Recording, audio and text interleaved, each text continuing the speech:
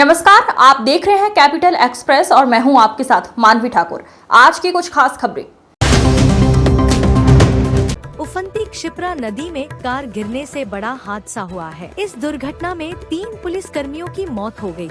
आज सुबह थाना प्रभारी अशोक शर्मा का शव बरामद कर लिया गया है, जबकि एएसआई मदन लाल निनामा और हेड कांस्टेबल आरती पाल अभी भी लापता है। उनकी तलाश में एनडीआरएफ, एसडीआरएफ और होमगार्ड की टीमें लगातार सर्च ऑपरेशन चला रही हैं। बताया जा रहा है कि सोमवार रात बडनगर रोड स्थित बड़े पुल से पुलिसकर्मियों की कार नदी में गिर गई थी। हादसे के समय वे उन्हेल थाने से चिंतामण इलाके में एक लापता महिला की तलाश में जा रहे थे। कार गिरते ही तुरंत रेस्क्यू ऑपरेशन शुरू हुआ, लेकिन अंधेरे की वजह से रात भर खोजबीन रोकनी पड़ी। मंगलवार सुबह फिर से बोट और ड्रोन की मदद से अभियान शुरू किया गया। एसपी प्रदीप शर्मा ने इस दुखद घटना पर गहरा शोक व्यक्त किया और कहा कि यह पुलिस विभाग के लिए अपूरणीय क्षति है। अशोक शर्मा जी के साथ निनामा साहब और एक महिला रक्षक आरती सिंह, एक 2 दिन पूर्व एक 14 साल की बच्ची मिसिंग हुई थी, जैसे सिम लेकर गई थी। उसकी तलाश में रात में रवाना हुए थे। उसके बाद इसी दौरान इनकी गाड़ी जो अमेज है वो डिसबैलेंस होकर बड़े पुल से नीचे गिरी। अभी करीब 2-2.5 किलोमीटर आगे अशोक शर्मा जी का शव हम लोगों ने बरामद किया है यहाँ भैरवगढ़ पुल के नीचे से। अभी एनडीआरएफ की टीम भी लगी है, बाकी दोनों के लिए भी हमारी सर्च जारी है। ये बहुत ही दुखद घटना है और हम सब इसी परिवार के साथ हैं। ड्यूटी है तो हम लोग पहले बॉडी रिकवर करने का प्रयास करेंगे।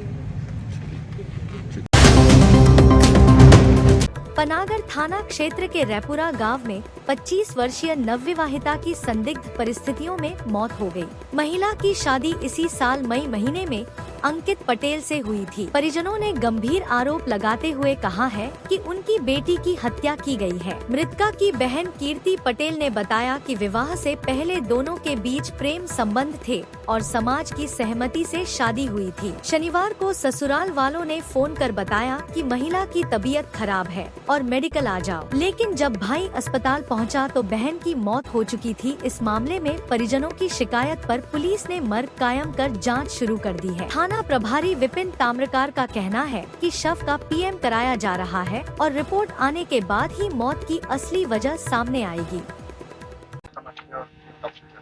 सर पता नहीं, हम लोग शादी करे थे तो उस टाइम तो ठीक था, सब लगन लेके गए। लगन उनने 50,000 मांगी थी, तो हम लोग से जितना बना, तो हम लोग कम थे पैसे उसमें, तो उन्होंने लगन भी वापस कर दी थी, सब कुछ कर दी थी। और हमारी बहन को बहुत टॉर्चर करते रहे लोग, लेकिन हमारी दीदी इतनी सीधी थी, किसी से कुछ नहीं बोलती रही, कुछ नहीं बोलती रही हमारी दीदी किसी से।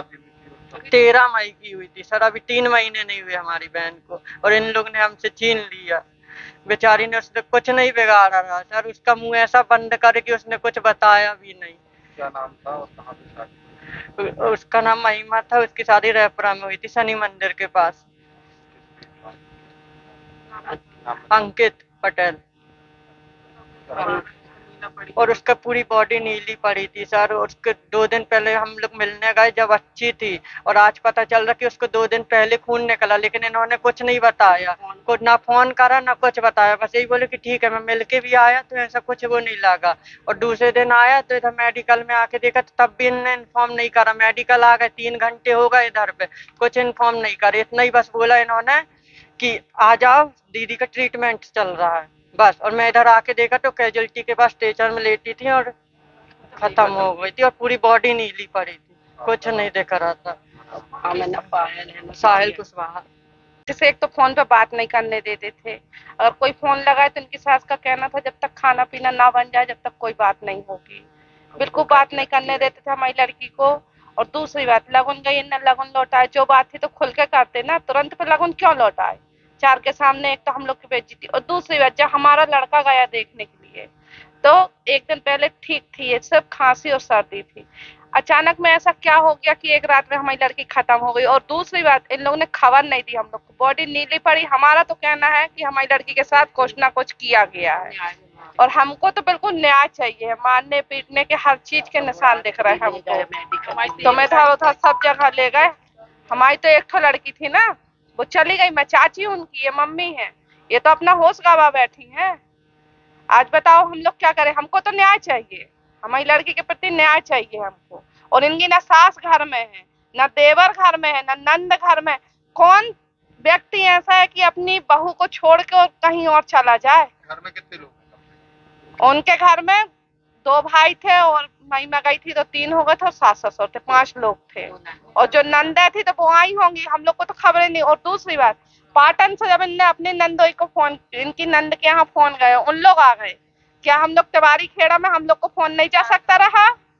2 मिनट की रास्ता है, हम लोग क्या मेडिकल नहीं आ सकते? हम लोग का अधिकार नहीं था अपनी लड़की को देखने का? इन लोग ने बिल्कुल खबर नहीं दी है हम लोग को।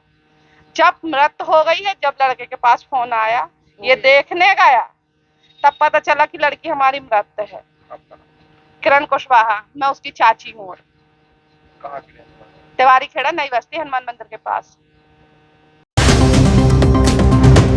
बरगी तहसील में हुए जघन्य हत्याकांड का पुलिस ने खुलासा कर दिया है। एडिशनल एसपी अंजना तिवारी ने जानकारी दी कि घनसौर रोड पर मिली युवक सत्येंद्र उइके की हत्या उसके परिचितों ने ही की थी। पुलिस ने बताया कि आरोपी सचिन यादव, ददुआ उर्फ ब्रिजलाल, बिहारी उर्फ आशीष धुर्वे और शिवदीन उइके ने मिलकर इस वारदात को अंजाम दिया। हत्या के बाद आरोपी चेन्नई भाग गए थे, लेकिन मुखबिर की सूचना पर नागपुर के पास घेराबंदी कर सभी को गिरफ्तार कर लिया गया। तफ्तीश में सामने आया कि मृतक सत्येंद्र और आशीष की बहन के बीच प्रेम संबंध थे। इसी बात से आशीष नाराज था और उसने अपने साथियों के साथ मिलकर हत्या की योजना बनाई। 15 अगस्त को ददुआ ने सत्येंद्र को जंगल में बुलवाया, जहां गला घोंटकर धारदार हथियार से वार और पत्थर से कुचलकर उसकी हत्या कर दी गई। पुलिस ने वारदात में प्रयुक्त पत्थर, हथियार और मोबाइल भी जब्त कर लिए हैं। चौकी बरगी नगर क्षेत्र में दिनांक 20 अगस्त को सूचना प्राप्त हुई थी कि एक व्यक्ति का क्षत विक्षित अवस्था में शव बिंझा मोड़ के पास जंगल है, वहाँ पर पड़ा हुआ है। इस सूचना पर थाने से टीम रवाना हुई थी और वहाँ जाके देखा तो जंगल में एक लाश, जिसका अपर पार्ट काफ़ी डिकम्पोज हो चुका था, वो वहाँ पर रखा हुआ था और ये लग रहा था कि घटना कुछ दिन पूर्व की है। इस घटना से घटनास्थल से जो भी प्रथम दृष्टया साक्ष्य एकत्रित हो पाया और आसपास से जानकारी एकत्रित हुई, उससे शुरू से ही घटना थोड़ी शंकास्पद लगी और प्रयास रहा कि ये जानने का प्रयास किया गया कि डेड बॉडी किसकी है। आसपास के लोगों से पूछताछ करने के बाद ये पता चला कि सिवनी एरिया के घनसौर क्षेत्र में इसके बारे में गुमशुदगी दर्ज हुई है और एक व्यक्ति वहाँ से लापता है और उस सत्येंद्र उइके नाम का एक व्यक्ति वहाँ से लापता होना बताया गया था। बाद में उसके परिजनों तक पहुंचकर जब परिजन मौके पर आए और बॉडी को आइडेंटिफाई किया तब पता चला कि सत्येंद्र उइके नाम का व्यक्ति है जो कि घनसौर का रहने वाला है।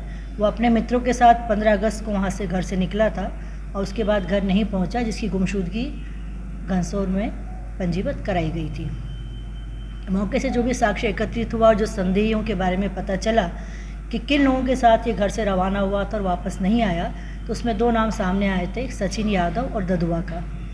तो सचिन से इसमें अभिरक्षा में लेकर थाने की टीम ने पूछताछ की तो ज्ञात हुआ कि इसमें गांव की ही एक लड़की से इसके मृतक के संबंध थे, जिसको देखते हुए उसके भाई को ये पसंद नहीं था, उसकी आपत्ति थी और भाई ने अपने अन्य मित्रों के साथ, जो कि कुछ इसमें कॉमन मित्र भी हैं, उनका उपयोग करके, उनका इस्तेमाल करके षड्यंत्र रचकर मृतक को, सत्येंद्र उइके को बिंझा मोड़ के पास जंगल में ले गए थे और 15 अगस्त को ही उन्होंने इसको वहाँ पर मौके पर ले जाकर और गला घोंटकर इसकी हत्या करी और बाद में पहचान में ना आ पाए इसलिए उसके चेहरे को काफ़ी हद तक पत्थर से कुचल दिया और वहीं इस डेड बॉडी को छोड़ दिया।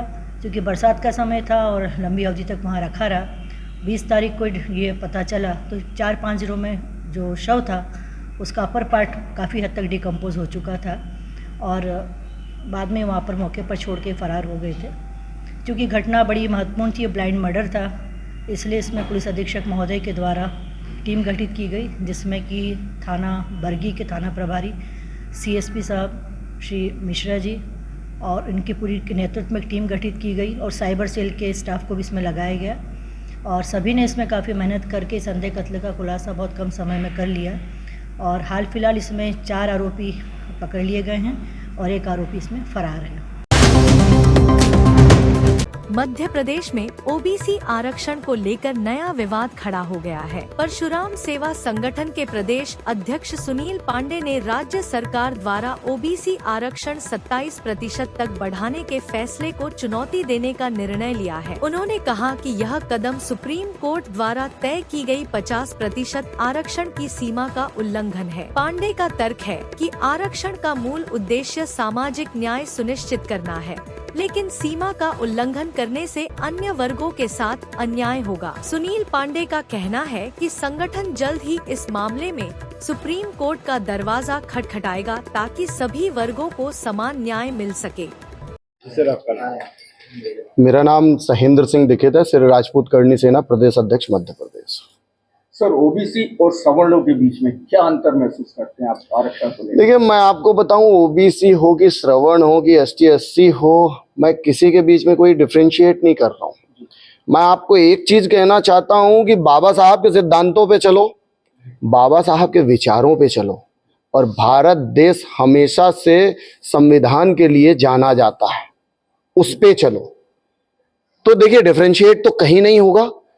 जो वाकई नीडी पीपल हैं, जिन्हें आवश्यकता है, जिन्हें जरूरत है, उन्हें आरक्षण दो। आप 14 को 27 करके अपनी राजनीतिक रोटी सेक रहे हो। कुछ को सरकार बचानी है और कुछ को सरकार लानी है। डेवलपमेंट पे कोई बात नहीं हो रही। पूरे मध्य प्रदेश की हालत आप लोग देख रहे हैं। सिर्फ ये आरक्षण ला दो, वोट बैंक बना लो और चुनाव लड़ लो, इसके अलावा क्या चल रहा है? हमारी लड़ाई ये नहीं है कि आप आरक्षण दे रहे हो, मेरे भाई हैं जो गरीब हैं उनको दो ना आरक्षण। वो एसटी एससी हो, वो ओबीसी हो, वो जनरल में आता हो। क्या जनरल में गरीब नहीं है? क्या जनरल के सारे लोग सक्षम हैं? सबके पास 10-25 एकड़ जमीन है, सब काम कर पा रहे हैं? क्या सबके बच्चों को नौकरी मिल पा रही है? श्रवणों को तो आप लोगों ने ऐसे ले लिया है जैसे वो पैदा होते हैं तो उनके हाथ में डिग्री पहले से हाथ में रहती। क्यों भाई, क्यों मजाक बना के रख दियो? और कब तक खींचोगे इन चीजों को? अपनी राजनीति कांग्रेस ने 70 साल करी। उसने आरक्षण को, जब बाबा साहब ने कहा था 10 साल में खत्म करना है, तो उसने बढ़ाते गए। हमें लगा बीजेपी आएगी, कहीं ना कहीं भला होगा, लेकिन उनने तो नया बखेड़ा खड़ा कर दिया कि भैया जो पहले से चला रहा था उसको भी बढ़ा दो। संभव नहीं है ये चीजें। देखिए, हम लोग फिर से कह रहे हैं कि हिंदुस्तान की जनता को बेवकूफ बनाना बंद करो। मैं जनता से निवेदन करूंगा, वो एसटी एससी हो, वो ओबीसी हो, आप इसकी गहराई पे जाइए। आप गरीब हैं, आपको आवश्यकता है, आप लीजिए। अगर आप गरीब नहीं हैं तो आपको आरक्षण की क्या जरूरत, आपको समानता की क्या जरूरत? आप भी बढ़िया बंगला बना के रह रहे हैं। उमंग सिंघार जी को ले लीजिए, हमारे मुख्यमंत्री जी को ले लीजिए, सब जलवे से रह रहे हैं ना। इनको क्या करना है? इनके बच्चों को क्या करना है आरक्षण की जरूरत? जी सर, आज ये प्रेस वार्ता आयोजित की गई है, क्या उद्देश्य है? सरकार जिस प्रकार ओबीसी 14% आरक्षण को 27% करने की कवायद में लगी हुई है, उस कवायद पर हमारी आज की पत्रकार वार्ता है। और हम ये चाहते हैं कि इस आरक्षण पर कोई निर्णय करने के पूर्व सवर्णों को जो 10% आरक्षण दिया गया है उसमें और बाकी के आरक्षणों की असमानताएं दूर करने की सरकार कवायद पहले करे। ये प्रदेश के मुखिया के द्वारा जो एक सर्वदलीय बैठक इस आरक्षण के संबंध में बुलाई गई, जिस प्रकार 4 अगस्त को दिल्ली में इसके समर्थन में वकीलों की बैठक हुई है, इन सबको देख के ऐसा लग रहा है कि जैसे प्रदेश के पक्ष और विपक्ष को, सरकार को सवर्णों से कोई लेना देना नहीं है। इतनी कवायद 27% करने की, इतनी मेहनत हाई कोर्ट के रोक को हटाने के लिए हो रही है, ये समझ से परे है। हमारा बहुत स्पष्ट है कि हम किसी भी तरीके से किसी भी आरक्षण का विरोध नहीं करते, लेकिन हमारा निवेदन है सरकार से कि पहले जो आपने सवर्णों और को दिए जाने वाले ईडब्ल्यूएस में और अन्य आरक्षणों में असमानताएं व्याप्त हैं, उन्हें दूर करें, उसके बाद कोई निर्णय लें।